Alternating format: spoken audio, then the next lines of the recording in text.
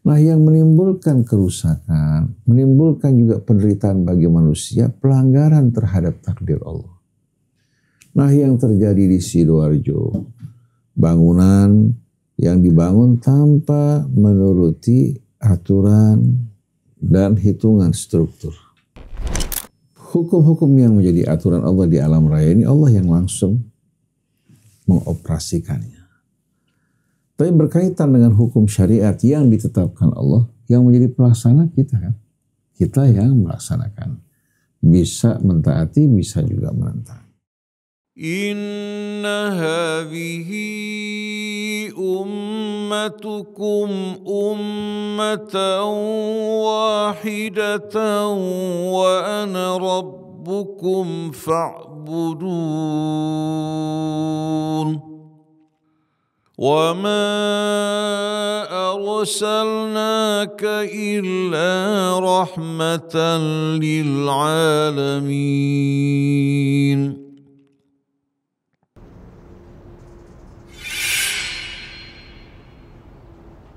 Bismillahirrahmanirrahim. Alhamdulillahirrabbilalamin. Allahumma salli ala Muhammadin wa ali Muhammad. Assalamualaikum warahmatullahi wabarakatuh. Sahabat Ummatan Wahidah dimanapun antum berada, semoga senantiasa dalam lindungan dan rahmat Allah Subhanahu Wa Taala. Alhamdulillah kita berjumpa kembali dalam acara kita Dialog di Bawah Naungan Al-Quran, yang seperti biasa ditemani oleh guru kita Ustadz Husain bin Hamid Al-Atos dan juga Ahi Ali. Sebelum kita mulai dialog ini, mari kita memulai dengan membaca Ummul Quran Surat Al-Fatihah. A'udzu billahi minasy syaithanir rajim. Bismillahirrahmanirrahim. Alhamdulillahi rabbil alamin. Ar-Rahmanir-Rahim. Maliki yaumiddin. Iyyaka na'budu wa iyyaka nasta'in. Ihdinas siratal mustaqim. Siratal ladzina an'amta 'alaihim ghairil maghdubi 'alaihim waladdallin. Amin amin ya rabbal alamin. Sebelum kita mulai majlis ini, jika antum semua mendapatkan manfaat dari channel ini, jangan lupa share, like, dan subscribe. Belum lama ini ada kejadian di pesantren Sidoarjo yang ambruk karena diduga kurangnya kuat struktur pembangunan, dan pengurus pesantren menyebut bahwa kejadian itu adalah takdir dalam pandangan Islam. Apakah benar kita hanya menyebut sebagai takdir, atau ada juga tanggung jawab dari manusia itu sendiri? Bismillahirrahmanirrahim. Alhamdulillahi rabbil alamin. Hamdan katsiran tayyiban mubarakan fi kama yuhibbu rabbuna wa yarda. Allahumma salli ala Muhammadin wa ali Muhammad. Assalamu alayka ya Rasulullah. Assalamu alayna wa ala ibadillahis salihin. Wassalamu alaikum warahmatullahi wabarakatuh. Allahumma atina min indika rahmah wa 'allimna min ladunka ilman nafi'a wa anfa'na bima 'allamtana. Wa ba'du. Seringkali sebahagian kita, bahkan kebanyakan kaum muslimin, menempatkan kata takdir bukan pada tempatnya. Seharusnya untuk memahami kata takdir, kita kembali kepada Al-Quran, bagaimana mempergunakan kata tersebut. Kata takdir dalam bahasa Arab diambil dari qaddara yuqaddiru takdiran. Asal katanya 3 huruf qaf, dal, ra yang menggambarkan kadar, ukuran, aturan, dan hukum. Seperti firman Allah, inna kulla syai'in khalaqnahu biqadar. Sesungguhnya segala sesuatu kami ciptakan dengan ukuran, dengan aturan dan hukum-hukum yang mengatur. Artinya tidak diciptakan secara serampangan, tapi dengan aturan. Wa khalaqa kulla syai'in faqaddarahu taqdira. Allah menciptakan segala sesuatu dan semua ciptaannya itu tunduk kepada hukum-hukum aturan yang ditetapkan oleh Allah. Dalam surat Al-A'la Allah berfirman, Sabbihisma rabbikal a'la. Sucikan nama besaran keagungan Tuhanmu yang maha agung. Alladzi khalaqa fasawwa, yang telah menciptakan segala sesuatu dengan penuh keseimbangan dan kesempurnaan. Walladzi qaddara fahada, dan dia menetapkan juga hukum-hukum, aturan dan kadar bagi segala sesuatu yang diciptakan. Maka dengan hukum-hukum tersebut yang dipelajari manusia mengambil manfaat dari berbagai macam ciptaan Allah Subhanahu wa ta'ala. Baik di sektor pertanian, peternakan, begitu pula pelayaran, penerbangan di udara. Semua itu apa? Terikat dengan hukum-hukum. Begitu juga tubuh manusia terikat dengan aturan dan hukum. Seluruh alam raya ini diciptakan Allah terikat dengan aturan dan hukum. Oleh karena itu kata takdir yang Allah Subhanahu wa ta'ala pergunakan dalam Al-Quran menjelaskan tentang aturan yang mengatur alam kosmos ini. Nah, takdir dapat dibagi menjadi dua bahagian. Yang pertama takdir takwini, yaitu norma-norma alamiah yang ditetapkan di alam raya ini. Baik di alam astronominya, Allah berfirman, wasyamsu tajri li mustaqarrin laha dzalika taqdirul azizil alim. Baik itu bulan yang mengitari matahari, matahari bersama seluruh planet mengitari juga pusat galaksinya. Semua itu merupakan takdir, ketetapan yang terukur yang ditetapkan oleh yang maha perkasa lagi maha tahu. Nah, takdir semacam ini dinamakan takdir takwini. Artinya norma alamiah yang ditetapkan oleh Allah dengan penuh keseimbangan dan kesempurnaan. Atau sunnah-sunnah Allah di alam raya. Sedangkan takdir yang kedua dinamakan takdir tasyri', yaitu hukum-hukum syariat ya, yang amat sempurna, yang membimbing manusia menuju kesempurnaan dan menjaga mereka untuk tidak saling menyakiti agar mereka hidup dalam keadaan harmoni. Syariat ya, yang mengatur hubungan mereka dengan Allah hingga mereka selalu merasa diri mereka diawasi Allah dan mereka juga mengawasi Allah. Menjaga lisan mereka, menjaga perilaku mereka, menjaga pekerjaan mereka, usaha mereka agar tetap dalam keridhaan Allah. Begitu juga perintah untuk berpuasa dalam rangka mengendalikan diri, perintah berzakat agar betul-betul apa? Manusia dapat hidup bekerja sama, saling menolong satu dengan lainnya. Hukum juga yang mengatur kehidupan rumah tangga, kehidupan bermasyarakat, ya. Begitu juga yang berkaitan antara orang-orang Islam dan non-Islam, ya. Bagaimana aturan yang begitu indah dan penuh kesempurnaan. Ini namanya takdir tasyri'. Nah, kedua takdir ini semua datang dari Allah. Datang dari Allah Subhanahu wa ta'ala. Nah, apabila kita mengikuti ketentuan takdir Allah Subhanahu wa ta'ala, baik dengan yang berhubungan dengan norma-norma alamiah, maka kita akan mengambil manfaat. Kita menjaga juga kesehatan tubuh kita sesuai dengan hukum-hukum yang mengaturnya. Tidak merusaknya dengan mengkonsumsi makanan yang berlebihan, ya, hingga akhirnya menimbulkan diabetes atau menimbulkan gangguan obesitas, peningkatan kolesterol yang mengakibatkan terjadinya penyumbatan di jantung. Menjaga hidup dalam udara yang segar, berolahraga, ini semua merupakan apa? Merupakan panduan-panduan untuk menjaga agar hidup kita sehat. Begitu juga untuk menjaga ketenteraman batin kita, berpikir positif, tidak melakukan perbuatan-perbuatan yang bakal menimbulkan kegundahan, keresahan dalam hidup kita. Begitu juga norma-norma apa? Syariatnya. Norma syariat ini membimbing manusia menuju kehidupan yang lebih indah. Di saat dia menjaga mentaati hukum syariat, maka apa? Dia akan mendapatkan janji Allah Subhanahu wa ta'ala. Nah, yang menimbulkan kerusakan, menimbulkan juga penderitaan bagi manusia, pelanggaran terhadap takdir Allah. Nah, yang terjadi di Sidoarjo, bangunan yang dibangun tanpa menuruti aturan dan hitungan struktur. Dibangun bangunan tersebut, digunakan untuk para santri, juga musala untuk sholat dan mengaji. Karena bangunan tersebut tidak mengikuti takdir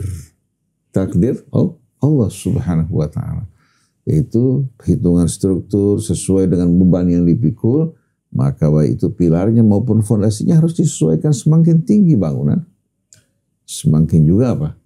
Dalam fondasinya juga semakin kokoh pilarnya yang dipersiapkan. Tapi kalau dia membangun tidak memenuhi persyaratan struktur, walaupun dia memanggil para ulama, para kiai, bahkan Nabi berdoa, alam tidak dapat diajak berbohong. Hukum Allah dan takdirnya tidak dapat diajak kolaborasi. Selagi kita tidak mengikuti ketentuannya, maka yang menanggung akibatnya kita. Oleh karena itu, yang terjadi di Sidoarjo bukan merupakan takdir Allah. Karena takdir Allah tidak mungkin sama sekali akan salah. Tapi pelanggaran terhadap takdir Allah. Seorang membangun jembatan, strukturnya tidak sesuai dengan hitungan. Baru beberapa lama rubuh. Maka kejadian tersebut akibat dari pelanggaran terhadap takdir Allah Subhanahu wa Ta'ala. Nah, ada pembahagian lain. Kalau tadi takdir takwini, ya, itu hukum-hukum dan aturan Allah Subhanahu wa Ta'ala yang terukur dan sempurna yang berhubungan dengan norma alamiah, takdir tasyri'i. Ada lagi pembahagian yang lain, yaitu dengan sudut pandang yang berbeda. Pertama, takdir mubram. Takdir mubram. Takdir mubram ini hukum-hukum, norma-norma, baik itu norma syariat maupun norma alamiah yang ditetapkan langsung oleh Allah. Namanya takdir mubram. Nah, sebagai lawannya takdir mu'allaq. Takdir mu'allaq itu sikap kita, perbuatan kita berhadapan dengan dua takdir tadi. Kalau kita menuruti ketentuan takdir, baik itu tasyri'i maupun takwini, ya, kita akan apa? Akan selamat dan beruntung. Tapi kalau kita berlawanan, maka takdir tidak akan berubah. Kita yang akan dirugikan karena pelanggaran terhadap takdir. Jadi kata mu'allaq itu adalah apa? Perbuatan kita di hadapan kedua takdir tadi. Kata mu'allaq bergantung. Kalau kita patuhi, kita akan menerima keuntungan dan selamat. Tapi kalau tidak dipatuhi, kita melakukan pelanggaran, takdirnya tidak akan berubah. Kita yang akan apa? Kita yang akan mengalami kehancuran. Contoh jangan jauh-jauh, seorang punya kadar gula sudah sampai 500. Tapi karena kecintaannya pada durian, dia mengatakan kalau orang belum matinya usia 70 tahun, ya, kalau belum waktunya mati, dia tidak akan mati. Dia makan durian, gulanya langsung melonjak tinggi, dia meninggal dunia. Dia salah memahami takdir Allah. Tubuh manusia ini sesuai dengan ukuran dan hitungan. Karena kecintaannya pada durian, dia langgar takdir tersebut. Akhirnya dia binasa, maka perbuatannya sama dengan bunuh diri. Jadi kita harus tahu, Islam tidak mengajarkan kita fatalisme, tidak. Tapi Islam menjadikan kita sebagai khalifah, ya. Kemudian memerintahkan kita untuk beriman, beramal soleh agar dapat menjadi khalifah yang baik. Tapi kalau kita tidak mentaati Allah, jangan kita salahkan kecuali diri kita. Allah Subhanahu wa Ta'ala telah menyediakan perbekalan kebutuhan semua makhluk hidup. Wa ma min dabbatin fil ardi illa 'ala Allahi rizquha. Tapi Allah tidak menyuapin setiap orang dari mereka. Allah perintahkan kita kerja. Paham enggak? Allah sediakan perbekalannya semua di bumi. Nah, kita diperintahkan untuk bekerja, berusaha. Di samping itu kita diperintahkan juga untuk berlaku adil. Jangan sebagian orang, sebagian kecil menguasai sumber kekayaan alam, akhirnya melakukan kezaliman terhadap sebagian besar. Yang salah bukan Allah. Manusianya harus berjuang untuk menegakkan keadilan, mengangkat pemimpin-pemimpin yang baik, yang bisa mengatur kekayaan di alam semesta dan sumber daya ini dengan penuh keadilan. Manusia juga harus bekerja. Nah kalau dia tidak bekerja, apakah berarti apa? Allah tidak menepati janjinya. Wa ma min dabbatin fil ardi illa Allah. Allah menepati janjinya, tapi kamunya yang tidak mau bekerja berusaha. Kita berusaha semaksimal kemampuan kita. Sayyidah Hajar memberikan contoh yang indah. Walaupun di daerah yang tidak terdapat air dan tumbuhan, dia bersa'i dulu. Setelah selesai dia berusaha, baru dia pasrahkan dirinya pada Allah. Allah akan menolong orang yang berusaha, tapi tidak membantu orang-orang yang mengabaikan usaha dan tidak bekerja. Innallaha yajbur al-qusur wa la yajbur at-taqsir. Orang yang sudah berusaha tapi tidak sampai, Allah bantu. Seperti Sayyidah Hajar. Tapi yang tidak berusaha, jangan salahkan Allah, salahkan dirinya. Bukan Allah yang tidak menepati janjinya. Allah tidak mengatakan bahwa tidak ada satu makhluk yang melata, melainkan Allah masukkan rezekinya ke dalam mulutnya. Tapi Allah katakan, Allah bertanggung jawab untuk menyediakan kebutuhan rezekinya. Nah yang tersedia di bumi cukup nggak untuk manusia ini?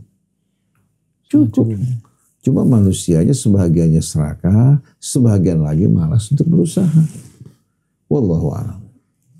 Bah, apakah cukup hanya mengatakan ini sudah takdir tanpa ada evaluasi dan tanggung jawab?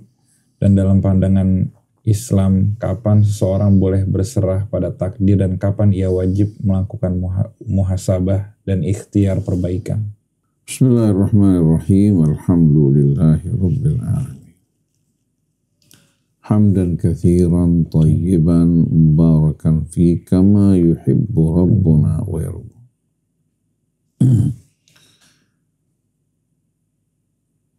Allahumma salli ala Muhammadin wa ali Muhammad. Assalamu alayka ya Rasulullah. Assalamu alayna wa ala ibadillah salihin. Wassalamu alaikum warahmatullahi wabarakatuh. Allahumma atina min indika rahmah wa allimna min ladunka ilman nafi'a. Wanfa'na bima 'allamtana. Rabbana zidna ilman walhiqna bis-shalihin. Tadi sebagaimana telah kita terangkan sebelumnya, bahwa kata qadara, asal katanya qadara, kemudian lahirlah rubai mudha'afnya. Qaddara yuqaddiru takdiran. Ini menerangkan tentang hukum-hukum dan aturan Allah di alam raya, dalam diri kita, maupun hukum dan aturan syariat. Hukum-hukum yang menjadi aturan Allah di alam raya ini, Allah yang langsung mengoperasikannya. Tapi berkaitan dengan hukum syariat yang ditetapkan Allah, yang menjadi pelaksana kita kan. Kita yang melaksanakan. Bisa mentaati, bisa juga menentang. Tetapi berkaitan dengan kejadian-kejadian yang kita hadapi. Kejadian yang kita hadapi. Berkaitan dengan pelanggaran kita terhadap takdir Allah. Baik itu takdir takwini maupun takdir tasyri'i. Yang harus kita lakukan di saat kita berhadapan dengan akibat buruk dari perbuatan kita, kita beristighfar, memohon ampun kepada Allah dan memperbaiki diri kita. Jangan kita mengulangi kembali. Seperti orang melakukan pelanggaran, katakan minum minuman keras, ya, itu kan merusak tubuhnya. Akhirnya mendatangkan penyakit. Nah dengan sendirinya kita wajib bertobat kepada Allah Subhanahu wa Ta'ala dan tidak mengulangi perbuatan tersebut, memperbaiki diri kita. Ini yang harus kita lakukan. Bukan kita pasrah di hadapan apa? Di hadapan kebiasaan buruk tersebut. Begitu juga kebiasaan merokok, kebiasaan orang berzina. Pelanggaran terhadap syariat Allah juga berdampak buruk terhadap dirinya, terhadap keluarganya. Maka di hadapan aturan dan takdir Allah ini seharusnya kita bertaubat, memohon ampun dan memperbaiki diri kita. Itu yang harus kita lakukan. Lalu berkaitan dengan akibat buruk dari perbuatan kita, seperti kita terkena efek buruk karena kita melakukan pelanggaran yang terjadi akibat dari ulah perbuatan kita, kita bersabar. Bersabar di samping memohon ampun kepada Allah Subhanahu wa taala, memperbaiki diri, ya. Ini merupakan apa? Merupakan juga cobaan dari Allah, padahal pelakunya kita kan. Ma asabaka min hasanatin faminallah wa ma asabaka min sayyi'atin famin nafsik. Apa saja yang kamu terima dari kebaikan itu dari Allah murni. Tapi kalau keburukan yang menimpa kamu itu akibat perbuatan kamu, tapi terjadinya atas izin Allah. Bisa saja yang menjadi pelaku bukan kita, tapi pelaku yang dilakukan oleh orang-orang yang berbuat kerusakan. Tapi dampaknya kan bukan hanya terhadap pelakunya, tapi terhadap masyarakat di sekitarnya. Kenapa? Karena kita makhluk sosial. Apa yang dilakukan seorang yang menimbulkan kerusakan lingkungan, mau tidak mau karena kita makhluk sosial, kita terkena dampak dan imbasnya. Nah, cobaan ini yang datang dari Allah kita terima dengan sabar. Sedangkan pelaku kejahatan, kalau dia tidak bertobat, maka betapa besarnya kezaliman yang dilakukan terhadap orang di sekeliling. Kalau dia bertobat, memohon ampun, kemudian melakukan perbaikan di tengah masyarakat, memberikan ganti rugi pada mereka, maka dia orang yang mendapatkan ampunan dari Allah. Tapi kalau dia tetap melakukan, maka dia pelaku kejahatan. Nah, ada yang terjadi pada kita di luar kemampuan kita. Di luar kemampuan kita. Tapi itu merupakan qada Allah. Qada yang datang dari Allah. Kita bedakan antara qadar dan qada di sini. Qada sesuatu yang pasti, yang ditetapkan. Nah, Quran gunakan kata qada sebagai contoh, wa qada rabbuka alla ta'budu illa iyyah. Ini ketetapan yang ditetapkan Allah langsung bahwa kalian dilarang menyembah kecuali hanya kepada Allah. Kemudian kalian diperintahkan untuk berbuat ihsan, kebaikan kepada kedua orang tua sebagaimana dulu mereka berbuat kebaikan pada kamu, berkorban untuk kepentingan kamu. Wa qadayna ila bani Israil. Di sini maksudnya kami beritahukan kepada Bani Israel secara pasti bahwa kalian akan melakukan kerusakan di atas muka bumi sebanyak 2 kali. Lalu setelah itu, kalau kalian kembali merusak, kami juga akan mengulangi hukuman kami atas kalian. Jadi qadayna di sini bukan berarti kejahatannya ditetapkan oleh Allah, tapi qadailah memberitahukan kabar yang pasti akan terjadi dengan ilmu Allah yang tidak dibatasi oleh ruang dan waktu. Bahwa mereka akan melakukan kerusakan di atas muka bumi sebanyak 2 kali. Jadi kata qada bedanya dengan kata qadar. Kalau qadara menjelaskan ketetapan hukum dan aturan, kalau qada ini menjelaskan sesuatu yang ditetapkan Allah Subhanahu wa taala secara pasti, atau di saat alat bantunya adalah harfu jar, menjelaskan kepada Bani Israel bahwa Allah Subhanahu wa taala memberikan kabar kepada mereka, kabar yang pasti.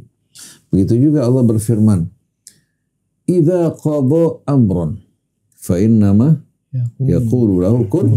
Bila dia menetapkan satu perkara, enggak ada yang bisa meralat, enggak ada yang bisa mengubah. Maka Allah dengan mengatakan kun fayakun, dengan kehendaknya, apa yang dikehendaki Allah pasti terjadi. Allah tidak mengatakan idza qaddara amran, tapi idza qada amran fa innama yaqulu lahu kun fayakun. Jadi kata qada di sini menunjukkan ketetapan yang pasti atau berita yang pasti yang datang dari Allah Subhanahu wa taala. Begitu juga firman Allah, Allahu yatawaffal anfusa hina mautiha wallati lam tamut fi manamiha fayumsiku allati qada 'alaiha al-maut wa yursilu al-ukhra ila ajalin musamma inna fi dzalika laayatin liqaumin yatafakkarun. Ini Az-Zumar ayat 42. Allah yang mewafatkan jiwa-jiwa di kala matinya. Ya, demikian pula Allah juga yang mewafatkan jiwa di kala tidurnya. Maka orang yang telah ditetapkan kematiannya atau jiwa yang ditetapkan kematiannya Allah tahan dan tidak kembalikan ke tubuhnya. Tapi yang belum tiba saat ajalnya, Allah kembalikan ya jiwanya ke dalam tubuhnya. Yang tertidur dikembalikan, sedangkan yang telah tiba ajalnya ya fayumsikul lati qada 'alaihal maut. Kita lihat kata qada sih menunjukkan kepastian. Wallahu ahaqqu an takhsha falamma qada Zaidun minha wa tazawwajnakaha. Kata qada Zaidun di sini maksudnya Zaid telah apa? Telah memutuskan hubungannya dengan Zainab. Tidak lagi ada hubungan di antara keduanya sebagai hubungan suami istri. Maka setelah Zainab menghabiskan iddahnya, Allah tetapkan agar Rasul menikahi Zainab untuk menghapuskan tradisi budaya jahiliyah dalam mengangkat anak dan menasabkan kepada orang tua yang mengangkat. Begitu juga dalam firman Allah, فَإِذَا قَضَيْتُمْ مَنَاسِكَكُمْ فَاذْكُرُوا اللَّهَ كَذِكْرِكُمْ آبَاءَكُمْ أَوْ أَشَدَّ ذِكْرًا. Kalau kalian setelah menunaikan manasik kalian semua, itu sesuatu yang telah selesai kan? Telah selesai. Jadi kata qada, apa yang ditetapkan oleh Allah Subhanahu wa taala atau yang dilakukan manusia setelah tuntas dan selesai. Beda dengan kata qaddara yuqaddiru taqdiran. Dalam ayat yang lain, huwallazi khalaqakum min tin thumma qada ajala wa ajalun musamman indahu thumma antum tamtarun. Sesungguhnya Allah yang telah menciptakan kalian dari tanah. Kemudian Allah menetapkan ajalnya. Fa idza jaa ajaluhum la yastakhiruna sa'atan wa la Allah menetapkan ajalnya. Kemudian wa ajalun musamman indahu wa antum tamtarun. Thumma antum tamtarun. Dan di sisi Allah ajal yang telah ditetapkan. Artinya yang mengetahui hal ini siapa? Allah Subhanahu wa taala. Begitu juga falamma qada Musal ajala wa sara bi ahlihi anasa min janibit tur. Setelah Musa mengakhiri perjanjian bersama mertuanya ya, ketika dia menikah ada persyaratan mahar yang mesti dibayar itu bekerja untuk mertuanya dalam mengurus dan menggembala selama kurang lebih apa? Thamaniyat hijaj. Begitu Musa menyelesaikan perjanjian tersebut, ya, dia berangkat bersama keluarganya kembali ke Mesir. Jadi kata qada itu untuk melakukan juga sesuatu yang telah ditetapkan atau telah dilaksanakan. Ya. Kalau menggunakan kata ilah, qada ilah, maka menunjukkan berita yang pasti yang akan terjadi. Jadi kalau kita berhadapan dengan qada Allah, ya, yang datang dari Allah, yang katakan berat kita terima, maka di situ Allah menguji kesabaran kita. Seperti dalam surat Al-Hadid Allah sebutkan, ma asaba min musibatin fil ardi wa fi anfusikum illa fi kitabin min qabli an nabraha. Inna dzalika 'ala Allah yasir. Tidak ada satu musibah. Musibah dalam bahasa Arab di sini bisa itu kebaikan, keburukan. Jadi tidak ada satu kebaikan yang mengenai diri kalian, yang kalian dapatkan. Atau kejadian yang terjadi, tidak ada satu musibah pada diri kalian, ataupun kejadian yang terjadi di bumi, melainkan semua itu telah kami tuliskan dalam kitab. Dalam kitab apa? Dalam kitab kami di Lauh Mahfuz sebelum kami bahkan ciptakan diri. Yang demikian itu amat mudah bagi Allah. Kalau kita terikat oleh ruang waktu, Allah tidak. Likai la ta'sau ala ma fatakum wa la tafrahu bima atakum. Ini sebetulnya pemberitahuan Allah dengan tujuan untuk menghibur kalian agar kalian tidak berlarut-larut dalam duka karena sesuatu yang luput dari kalian, dan juga tidak beriforia karena sesuatu yang kalian terima. Karena semua ini merupakan apa? Merupakan ketetapan Allah. Yang ditetapkan Allah bukan amal manusia. Cobaan-cobaan yang dihadapi itu yang ditetapkan Allah. Lalu Allah melihat bagaimana sikapnya. Oleh karena itu dalam sebuah riwayat sebagaimana yang pernah kita jelaskan sebelumnya, Rasul menggambar sebuah persegi panjang. Persegi panjang. Ya. Lalu menggaris di tengah-tengahnya hingga melintasi garis akhir dari persegi panjang tersebut. Rasulullah mengatakan, ini ya, kotak ini menggambarkan waktu hidup manusia hingga sampai ajalnya. Tapi ternyata garis di tengah itu melampaui apa? Melampaui garis terakhir dari persegi panjang, itu angan-angannya. Tetapkan ajalnya katakan 50 tahun, tapi angan-angannya mungkin 100 tahun, bahkan 200 tahun. Lalu setelah itu Rasulullah menggaris melintang begini. Ini cobaan-cobaan yang ditetapkan Allah sebagai ujian buat dirinya. Itu namanya ketetapan yang datang dari Allah, namanya qada. Jadi kalau seandainya kita menerima qada Allah, baiknya atau buruknya itu, maksudnya riba dengan cobaan yang Allah berikan. Pada saat menerima kebaikan kita sadar dari Allah. Pada saat kita menghadapi cobaan yang tidak menyenangkan, seorang siapa sih yang mau sakit? Katakan kena cikumunya, kena demam berdarah, ada nggak yang mau orang kena berdarah? Itu pilihan dia bukan? Bukan, tapi merupakan ketentuan Allah menguji kita. Dengan demam berdarah, dengan cikumunya, dengan berbagai macam penyakit yang bukan kembali kepada ulah kita. Tapi ujian dari Allah Subhanahu wa Ta'ala untuk menguji syukur kita, demikian pula sabar kita. Tapi sayang manusia di saat menerima keuntungan, dia klaim itu usaha dia. Tapi pada saat dia menghadapi cobaan, dia mengatakan ini takdir Allah. Ini kan salah kaprah. Takdir menggambarkan aturan dan hukum. Kalau qada itu ketetapan yang datang dari Allah Subhanahu wa Ta'ala yang penuh dengan hikmah, baik ketetapan yang berkaitan di alam raya dengan hukum-hukumnya ini, namanya qada takwini, ataupun yang berkaitan dengan cobaan-cobaan yang kita terima, baik kesenangan maupun kesusahan, semuanya penuh hikmah dan Allah tidak pernah berlaku zalim pada hambanya. Faham nggak perbedaannya sekarang? Antara qadar sama qada. Kalau qadar menggambarkan aturan hukum yang terukur, sedangkan qada ketetapan. Ketetapannya yang berlaku di alam semesta maupun dalam diri kita. Sebagai contoh, siapa yang menetapkan bahwa fulan sebagai orang tua kita, fulanah sebagai ibu kita, siapa yang menetapkan? Allah. Nah ini merupakan qada dari Allah. Ini seorang yang ditetapkan katakan sebagai orang berkulit hitam lahir di Habasyah seperti Bilal umpamanya. Apakah berarti dia hina? Tidak. Itu ujian dari Allah. Lalu orang yang berkulit putih, yang tampan, yang gagah, apakah berarti dia mulia? Tidak, itu ujian dari Allah. Bagaimana sikapnya menghadapi qada Allah. Paham nggak? Jadi kita dalam hal ini ya, kita berhadapan dengan qada Allah, maka kita hadapi betul-betul sesuai dengan petunjuk Allah Subhanahu wa Ta'ala. Kita bersyukur dengan nikmatnya, bersabar dengan cobaannya, dan jangan berkeluh kesah. Jadi cobaan yang dihadapi Ali maupun dihadapi Hasan dalam hidup ini, itu merupakan ujian. Kita gagal sekali, diuji lagi agar kita bisa memperbaiki kesalahan kita. Tapi orang beranggapan ujian lagi, cobaan lagi. Padahal sebetulnya ini merupakan ujian yang ingin membuat kita lulus. Gagal sekali, jangan putus asa.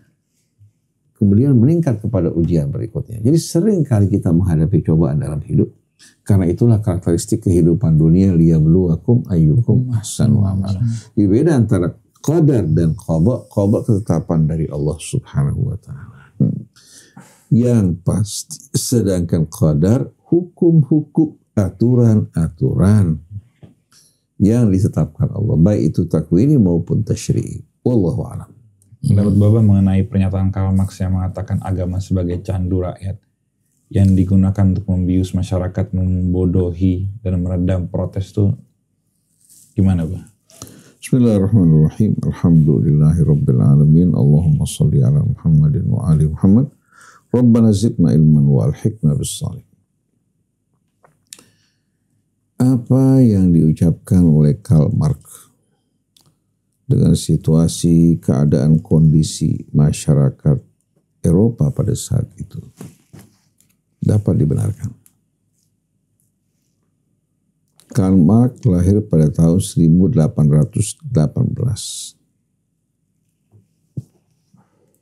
di sebuah kota yang sekarang masuk wilayah Jerman. Kemudian dia wafat di Inggris. Kita tahu bahwasannya masa-masa Karl Marx itu merupakan masa-masa peralihan. Masa-masa peralihan.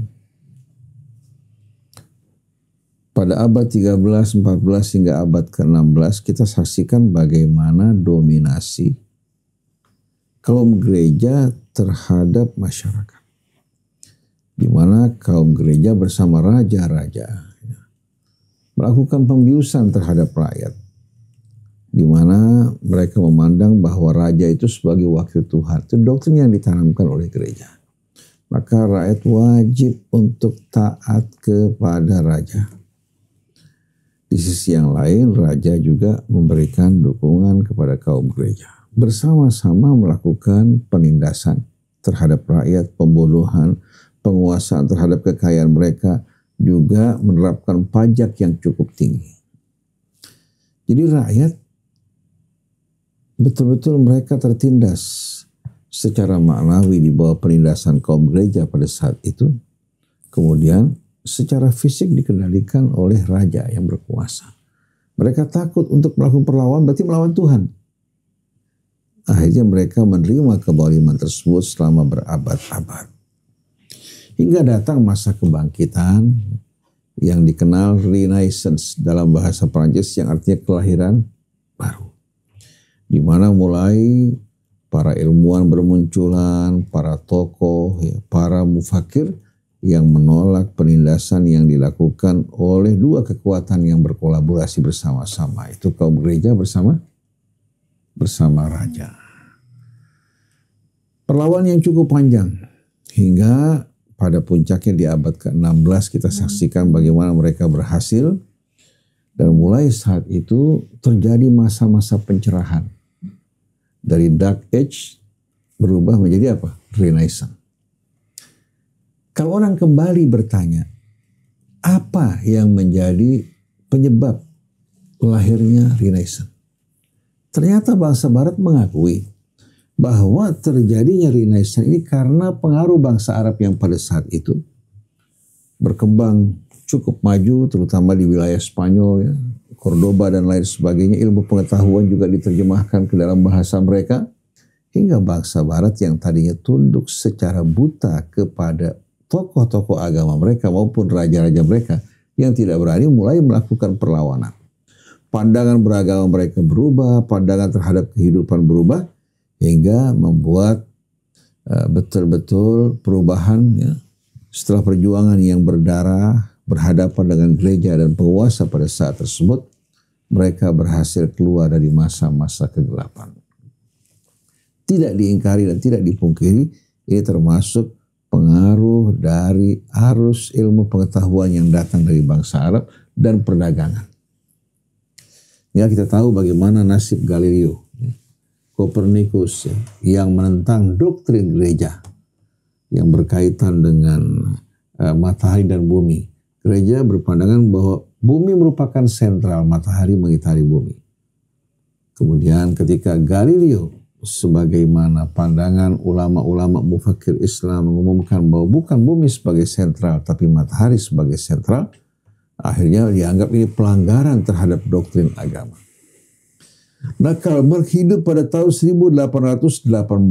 Dia menyaksikan bagaimana orang-orang sebelumnya, ya, ketika mereka masih taat beragama, hidup dalam kemunduran, kemiskinan, tokoh-tokoh agama juga membuli, ya, memeras, mengumpulkan kekayaan. Seperti yang Quran sebutkan, inna katsiran minal ahbari war ruhban la yakuluna amwalan nasi bil batil.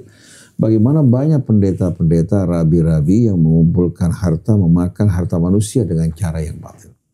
Agama sebagai alat. Agama sebagai alat. Jadi ucapan Karl Marx seandainya benar pada saat itu, melihat bagaimana perilaku kaum gereja dan perilaku para penguasa, itu dapat dimaklumi. Tapi sebaliknya Islam pada saat itu justru membawa pencerahan. Islam yang dibawa oleh Nabi kita merupakan rahmat semesta. Di mana di hadapan hukum Allah semua manusia sama. Bahkan Nabi mengatakan, seandainya putriku, ini berandai-andai, seandainya putriku mencuri, aku tak akan ragu-ragu untuk memotong tangan. Di hadapan hukum Allah tidak ada seorang pun yang lebih rendah atau lebih tinggi. Semua sama di hadapan hukum Allah. Dan Al-Quran juga mengajak kita untuk berilmu dan tidak menerima sesuatu tanpa dasar ilmu. Wala taqfu ma laisa laka bihi ilmu. Allah juga mengajak kita untuk berakal, merenungkan ayat-ayat Allah di langit dan di bumi. Iman yang diajarkan oleh Al-Quran, iman yang didasari oleh ilmu, oleh tafakkur, bukan didasari kebodohan dan taklid yang membuta. Tapi ternyata yang dialami juga oleh para tokoh agama dari umat Kristen maupun Yahudinya, persekongkolan antara tokoh-tokoh agama dengan penguasa yang terjadi pada masa sebelum Renaissance ternyata terjadi juga pada umat Islam. Terjadi juga pada umat Islam.